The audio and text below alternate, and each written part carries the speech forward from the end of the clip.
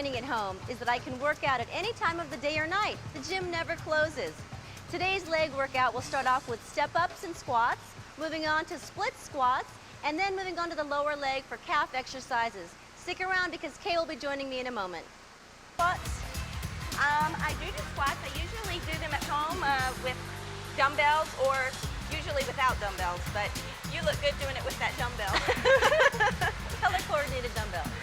And what I like to do, because I like to do a slightly heavier squat, to add more resistance, I will hold a heavier dumbbell in both hands. You can also do this with a dumbbell in each hand, but I find that because it's in the center of my body, it helps to keep me balanced, and I get a nice even lift throughout the glutes. Notice how straight Kiana's back is too. She does it in perfect form, and that's really important. This feels so good. I want to concentrate on pushing through the heels and not leaning forward. Down slow so the thighs are parallel to the ground, and then push up. I love those. They're great. Okay, let's move on now to another fun exercise. You have to train to train. You have to know how to use your stabilization muscles. And the words for the today are the rotator cuff. Now let's think about the shoulder joint for a minute. It's flat compared to the ball and socket hip joint. The rotator cuff ties the humerus to the scapula or the shoulder blades. The rotator cuff muscles are the key stabilizers of the shoulder. Muy importante. The rotator cuff will atrophy without isolated exercises. And without our rotator cuff, our shoulder motion is very limited. Let's go to Brad, who's with our seniors, and one of the seniors happens to be my mom. External rotation is the most important of the rotator cuff exercises. Unlike the ball and socket hip joint, the shoulder is basically flat and so becomes dependent on the rotator cuff muscles to maintain structural support and stability. The shoulder is most vulnerable when abducted, and it's externally rotated during the tennis serve. Shoulder exercises alone will not strengthen the rotator cuff, so make sure that external rotation and lateral rotation are part of your shoulder routine.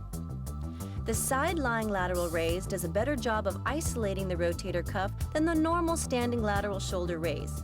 The rotator cuff supraspinatus muscle works only during the first 30 degrees of the lateral raise, so we must limit the range of motion to 30 degrees.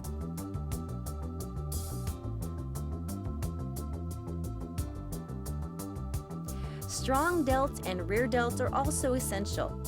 Penn State University increased the average serving speed of its women's tennis team from 70 to close to 100 miles per hour through a shoulder exercise program. Wow! So be sure and do your shoulder exercises if you want to improve your tennis serve too. Upper body muscle speed and leg power are the focus of the plyometric exercises for the tennis serve. Osteoporosis is dependent on the amount of peak bone mass and the rate of bone loss. So when you're young, be sure and exercise and consume adequate calcium to build bone mass.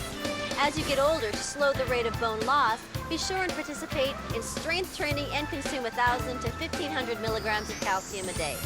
Strength training means weight training. Walking and other forms of aerobic exercise are not a substitute for strength training. Be sure and check out our Flex Appeal segments for kids and seniors. Most seniors and many others with an insufficient dietary intake of calcium will need calcium supplements of at least 500 milligrams. But be aware that not all calcium supplements are created equal. If they aren't easily absorbed, they won't help you. Here's a simple absorption test. Put your calcium supplement, so what do? Choose another brand. And don't forget to take your calcium. The gym is a great opportunity to learn from people who are more experienced in training techniques. Just make sure they know what they're talking about. The gym environment offers a professional place to train and with better equipment than can be found in most homes. Today I'll be playing personal trainer for Brad and Kay, starting off with step-ups, squats, and moving on to the incline chest machine. And other track and field events demand coordinated power moves by the upper and lower body. Balanced body strength and proper biomechanics should be a goal of all sports enthusiasts. So give some of these backward moves featured in today's Kiana Metrics a try. The beach requires greater leg strength and power compared to running on a solid surface due to the soft sand. I get a fantastic calf workout since the lower leg is used to maintain stability in sand. Obviously, the entire lower body is involved in running on the beach. Calf raises will help develop the lower leg. Try adding the split squat and the hamstring curl to deal with the front and rear portions of the upper leg. Your complete lower body routine should include deadlifts, adduction and abduction exercises, leg presses, and other lower body exercises on a rotational. General lower body stretching should follow all walking or running activities. Tight hamstrings could result in postural problems or back pain. So remember, stretching is an absolute priority after all exercise. Keep on stretching and keep on flexing that you're burning fat. The fact is that body weight is balanced and remains constant when you burn energy through daily activity, equal to the amount of energy you take in. This is measured in calories. Now, it doesn't matter what type of calories, whether they're from fat, carbs, or protein, it's simply the total number of calories. Remember, all excess calories are stored as fat. And despite what you're told in aerobics classes, it doesn't matter the type or intensity of the exercise, it's just total calories burned. Exercise, you will gain weight. Basal metabolic rate is how much energy you burn when you aren't exercising. You can increase this by adding muscle because muscle burns calories at rest and fat doesn't. You add muscle with strength training. While type of exercise isn't important in calorie burning, it is important in building muscle. So exercise more and you can eat more. This explains why you see the people in the best shape eating more often and eating more of the foods they enjoy, because they burn it off. It's as simple as that. If you've ever wanted to know how to tighten and tone your thighs and firm your glutes, you've tuned in at the right time. Today we'll be starting off with the leg press, leg extension, and leg curls, and finishing off with some exercises for the calves. Machine. Now we're using, out here in our Pro Gym set, we've got our hammer strength, which is fantastic. It's very smooth. I love it. It's great. Really isolate. Now this machine, I can do both legs together, or I can do each leg individually. This is fantastic for developing the quadricep muscles and getting that nice separation that looks so fantastic. A lot of women feel that this is going to build their legs, but in actuality, it slims the legs. If there are any athletes out there, this is great for strengthening, adding muscularity, and also gives you lots of leg power, which I like. Okay, yes.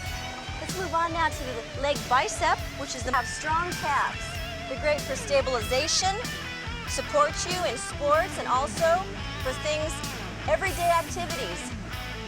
And also, women out there, if you're wearing heels, want to make sure to have nice developed calf muscles. And what I'm doing here is getting the complete range of motion, holding a dumbbell in my hand, using K for support, all the way down, and extending up on my heel, on my toes.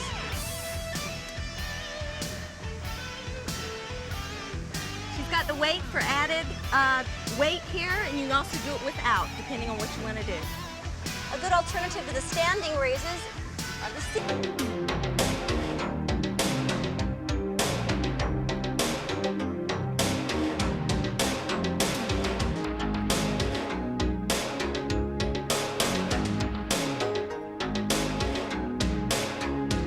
Provide your body and mind with an off-season change of pace.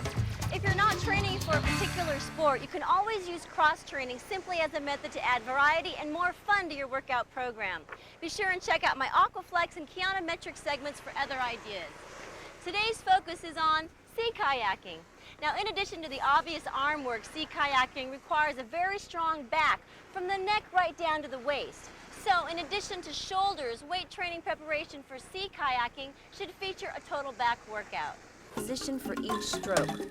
The shrug focuses on the upper traps and neck. And in kayaking, these are frequently the first muscles that tire out in fatigue. It's imperative that you train the back and shoulders from different angles. The military press is a good basic exercise for shoulder development. A complete sea kayaking program would include a number of other exercises, especially rear delt movements. The chin-up works the entire back and is the best exercise for scapular depression.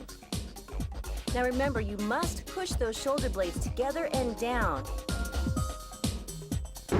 Our plyometric workout will tackle another major need of sea kayakers, strong abs and a strong trunk. Remember, you don't have to be a sea kayaker to benefit from torso strength.